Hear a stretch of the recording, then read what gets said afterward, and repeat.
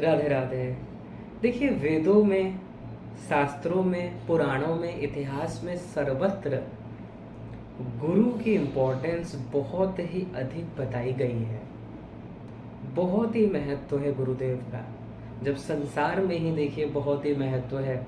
संसार में ही गुरुदेव के बिना, उनकी कृपा के बिना आपको संसारी ज्ञान ही नहीं हो सकता।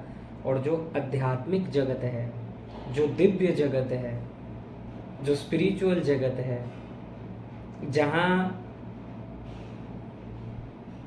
बुद्धि से परे वाली बातें हैं, वहाँ गुरु का आप समझ लीजिए कितना ही महत्व होगा। इसलिए द्वयोपनिषद में एक ही मंत्र में बता दिया गया, भाई जो ये सोचते हैं कि गुरु का अर्थ क्या है, कौन है गुरु। क्योंकि संसार में तो गलियन गलियन गुरु फिरे, हमसे दीक्षा लो। क्योंकि संसार में तो गुरुओं का इतना बाढ़ जैसा एक प्रभाव आ गया है कि किसी को भी लोग गुरु मान ले रहे हैं।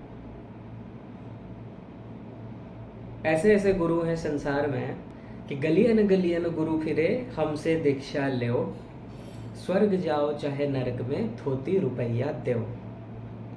ठीक है। और ऐसे गुरुओं के चेले भी बहुत गजब के होते हैं कि जब मान लीजिए गुरुदेव इस संसार से पधार जाएं तो बोलते हैं कि भलो बसो गुरु चल बसो, चेलन पड़ी चैन, छठे महीना आवत थो, धोती रुपया लेना। और लोभी गुरु लालची चेला, दोनों नरक में ठेलम ठेला। जब भी आप किसी को गुरु बनाते हैं, अपना आदर्श समझते हैं, बहुत ही सोच समझ कर विचार करके ही बनाइए।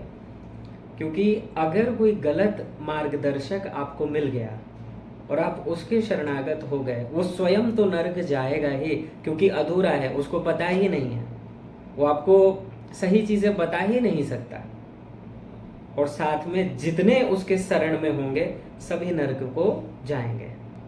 देखिए, गुरुदेव की बहुत इंपॉर्टेंस है। जैसा कि हमने बताया कि द्वयोपनिषद में एक मंत्र आया है कि गुसब्ध्वस्त अंधकारस्यात् रुसब्धस्तन निरोधक अंधकार निरोधित्वात् गुरुरित्यं विधीयते। ये द्वयोपनिषद का चौथा मंत्र है। सीधा सा अर्थ है भाई गुरुदेव का, जो जीव के अंतःकरण से अंधकार को निकाल दे और प्रकाश प्रदान कर दे।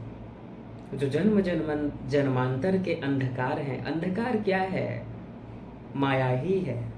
जीव भगवान को भूल गया है, प्रकाश को भूलकर माया के शरणागत है, अंधकार के शरणागत है।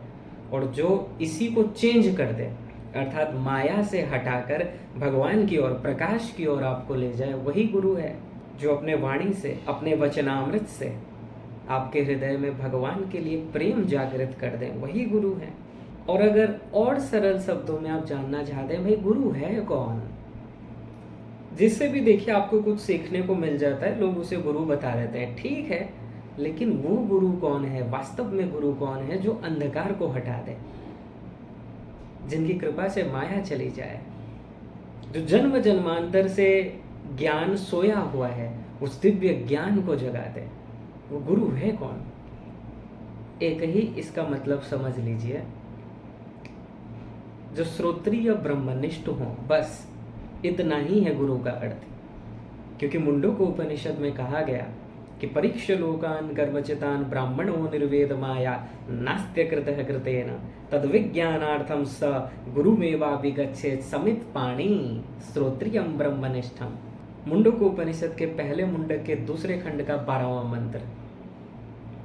ये मंत्र कह रहा है श्रोत्रिय भी हो, ब्रह्मनिष्ठ भी हो। इसीलिए तो गुरु का इतना महत्व है। श्रोत्रिय अर्थात समस्त शास्त्र वेदों के ज्ञाता हों, और ब्रह्मनिष्ठ अर्थात जो भगवत प्राप्ति कर चुके हों। दोनों होना चाहिए। इसलिए गुरुदेव वही हैं जिनको भगवत प्राप्ति हो चुकी है। सीधा सा अर्थ, जिनको भगवान का प्रेम प्राप्त हो चुका है, भगवान का साक्षात्कार कर चुके हैं, जिनसे माया चली गई है, वही गुरु हैं। वास्तव में गुरु वही हैं जो स्वयं उस प्रकाश को प्राप्त कर चुके हैं। और जब उनकी कृपा होगी, जब आप उनके शरणागत होंगे, तब आपको भी वो प्रकाश प्रदान कर देंगे अपनी कृपा से। देखिए, श्वेताश्वतर उपनिषद में एक मंत्र आया, भक्ति अगर करना है, जैसे कि भक्ति मार्ग सबसे श्रेष्ठ है, हमने आपको बताया था। भक्ति ओनली हरि की नहीं होती है, हरि गुरु दोनों की भक्ति होती है। ये दो है ही नहीं, क्योंकि जीव जब भगवत प्राप्ति कर लेता है, माया चली जाती है, भगवान का स्वरूप शक्ति मिलता है, और स्वरूप शक्ति के द्वारा वो जीव गवर्न होता है। अभी क्या है, हमारा मन बुद्धि माया से प्रभावित है, माया इसको गवर्न कर रही है। लेकिन जब भगवत प्राप्ति हो जाएगा, माया हट जाएगी और भगवान की शक्ति मिलेगी, तब भगवान ही गवर्न करेंगे। जब जीव भगवत प्राप्ति कर लेगा तो माया हट गई, अब माया से उसका काम नहीं हो रहा है, भगवान स्वयं गवर्न करते हैं। इसलिए देखिए, अर्जुन को भगवान क्या कह रहे हैं कि ये तो पहले ही मरे हुए हैं, इनका आयु समाप्त तो हो चुका है, तुम तो बस धनुष चलाओ। अर्जुन को जो ये शंका है कि मैं इनको मारूंगा, इनका वध करूंगा, पितामह आदि का, गुरु द्रोण का, ये सगे संबंधियों का, तो पाप लगेगा। तो भगवान ने कहा पाप और पुण्य का फल डिसाइड तुम करोगे या मैं करूंगा? तो अर्जुन ने कहा ये तो आप ही करेंगे प्रभु। तो जब हम कह रहे हैं कि ये पाप नहीं है, क्यों नहीं है? क्योंकि तुम हमारी आज्ञाओं का पालन कर रहे हो। यहाँ पर भगवान आदेश दे रहे हैं। अर्जुन का कोई इंटेंशन नहीं है उनको वध करने में, अर्जुन का मन तो भगवान में है। जब भगवान ने कहा कि मन मना भव मद भक्तो मदयाजी माम नमस्कुरु, तो मुझी में मन को लगा दे, मेरे शरणागत हो जा। तो अर्जुन तो भगवान के शरणागत हैं, भगवान में ही मन को लगाए हैं, बस हाथ से धनुष चल रहा है, लेकिन उनका मन तो भगवान में ही है।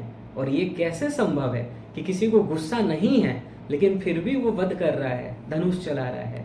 भगवान, जब जीव को भगवत प्राप्ति हो जाती है, जीव को एक शक्ति मिल जाता है, उसे कहते हैं योगमाया शक्ति।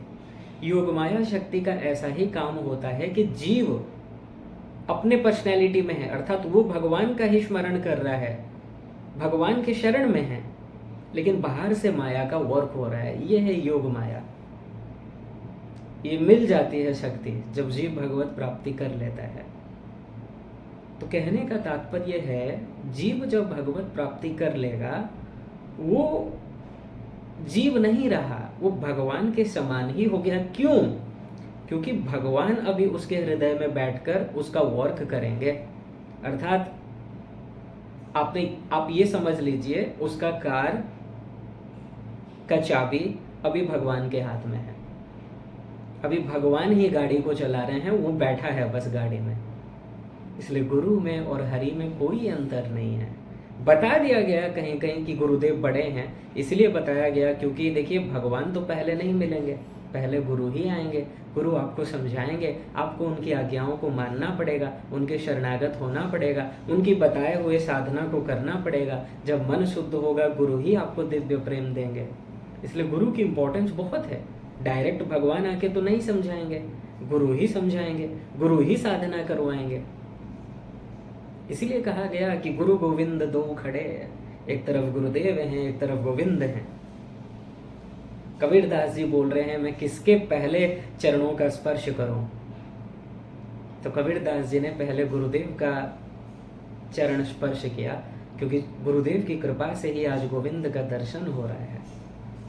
इसलिए कुछ लोग संसार में जो ये अहंकार करते हैं कि हमको कोई गुरु से लेना देना नहीं है, हनुमान जी हमारे गुरु हैं, महादेव हमारे गुरु हैं, देखिए ये आपका अहंकार प्रदर्शित करता है कि आप अपने से किसी को श्रेष्ठ मानते ही नहीं हो।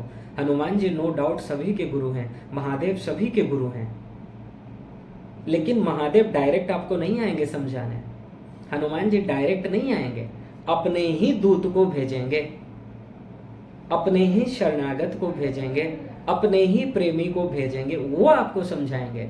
और वहां पर आप ये बुद्धि मत रखिएगा कि गुरु अलग है, हनुमान जी अलग हैं, गुरु अलग हैं, शिव जी अलग है। नहीं, जो शिव जी को प्राप्त कर लिया वो शिव के समान ही है, जो हनुमान जी को प्राप्त कर लिया वो हनुमान जी के समान है, जो श्री कृष्ण को प्राप्त कर लिया श्री कृष्ण के समान ही वो है। क्यों है? फिर से कहेंगे, क्योंकि अब उसका वर्क उसके इष्ट ही कर रहे हैं। इसलिए हरि और गुरु में कोई अंतर नहीं रखना है, दोनों की भक्ति करनी है, एक ही है। इसलिए श्वेताश्वतर उपनिषद में कहा गया, 6ठे अध्याय का 22वां मंत्र, और कहीं कहीं छठे अध्याय का 23वां मंत्र, यस्य देवे परा भक्तिर यथा देवे तथा गुरौ तस्येते कथिता ह्यर्था प्रकाशन्ते महात्मनः।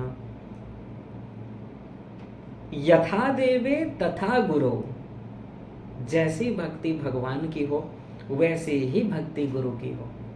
इसलिए भगवान तो देखिए भागवत में चैलेंज कर रहे हैं कि गुरु को कोई अलग मत समझिएगा, क्योंकि आचार्य माम विजानीयात नावमन्येत करेचित नमर्त्य बुद्ध्या सूयेत सर्वदेव मयो गुरु हो। श्रीमद् भागवत महापुराण के 11वें स्कंद के 17वें अध्याय का 27वां श्लोक भगवान कह रहे हैं, श्री कृष्ण की वाणी है कि आचार्य गुरु मैं ही हूं, अंतर मत समझिए, ये एक ही हैं। कोई भी उनको ये मत समझना कि ये मनुष्य हैं, मनुष्य वेश में दिख रहे हैं लेकिन वो मनुष्य नहीं है, परे हो चुके हैं, भगवत प्राप्ति कर चुके हैं।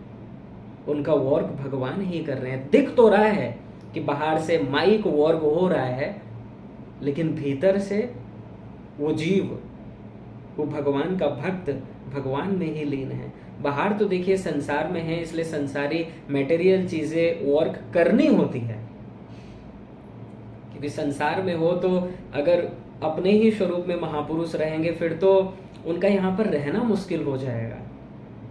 संसार में आ रहे हैं तो संसारियों की तरह व्यवहार उनको करना होगा, तभी ठीक ठीक चलेगा इस संसार में।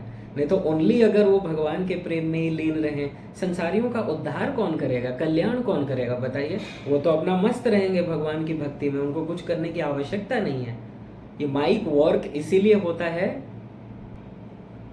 ताकि संसारियों का कल्याण कर सके उनके बीच में रहकर, क्योंकि अगर वो संसार में आएंगे नहीं, इन जैसा व्यवहार करेंगे नहीं, फिर लोग कोई पूछने वाला ही नहीं है, बोलेंगे पड़े रहो तुम बाबा जी होकर। अगर कल्याण करना है हमारे बीच में आना पड़ेगा, इस संसार के नियमों के अनुसार चलना पड़ेगा। इसलिए हम नहीं समझते हैं महापुरुष हमारे लिए कितना दुख उठाते हैं, कितना दुख वो झेलते हैं। वो जानते हैं कि ये सामने बैठा जीव मन ही मन मुझे गाली दे रहा है, मन ही मन गलत सोच रहा है, लेकिन गुस्सा नहीं करते हैं, क्योंकि जानते हैं कि माया के अंडर में है। अब ये गलती नहीं करेगा तो कौन करेगा। इसलिए महापुरुष बहुत कुछ करते हैं जी हमारे लिए। समझ आएगा जब उनकी कृपा हो जाए, तब आप समझ पाओगे कि उनका क्या कृपा है हमारे लिए। और वो दिख रहे हैं मनुष्य के रूप में, लेकिन भगवान ही हैं। उनमें और गुरु में कोई अंतर नहीं है, भगवान ही गुरु के रूप में आ जाते हैं हमको शिक्षा देने के लिए। ठीक है, इसीलिए कह दिया गया कि दोनों को एक मानकर भक्ति करो। वो दो है नहीं, बराबर नहीं है, एक ही है। जैसे नारद जी ने कहा कि तस्मिन तज्जने भेदा भावात, कि भगवान में और उनके भक्तों में कोई अंतर नहीं है। ठीक है जी, तो आशा करते हैं आपको बढ़िया से ये चीज़ क्लियर हुआ होगा। धन्य है वो जीव जिनको गुरु मिले हैं, धन्य है वो जीव जिनको गुरुदेव की सेवा मिली है, और उनसे भी धन्य है वो जीव जो गुरु के महत्व को समझ पाए हैं। क्योंकि जब कृपा होती है भगवान की तभी समझ में आता है।